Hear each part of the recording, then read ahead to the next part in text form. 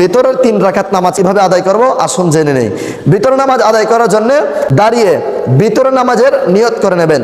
ভিতরের নামাজের নিয়ত হচ্ছে নাওয়াইতু আন উসাল্লি লিল্লাহি তাআলা সালাসা রাকাতি সলাতিল উইত্রি, অথবা ভিতরের নামাজও বলতে পারেন, সলাতিল বিতিরও বলতে পারেন, আবার সলাতিল উইত্রিও বলতে পারেন। ওয়াজিবুল্লাহি তাআলা মুতাওয়াজ্জিহান ইলা জিহাতিল কাবাতিশ শরীফাতি, আল্লাহু আকবার বলে নিয়ত বেঁধে নেবেন বুকে। আগে বাম হাত পরে ডান হাত, বাম হাতের উপরে ডান হাত।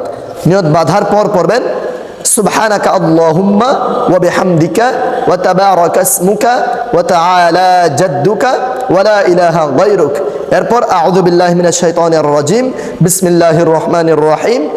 এরপর সূরা ফাতিহা।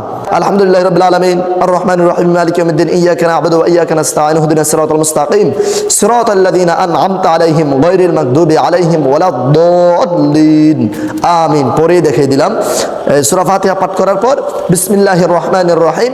এরপর যে কোনো সূরা নিয়ে নেবেন। আপনি চাইলে ওয়াল আসরি ইন্নাল ইনসানা লাফি খুসর এই সূরার খানা পড়তে পারেন, অথবা যে কোনো সূরা। আমি ওয়াল আসরি দিয়ে পড়ছি।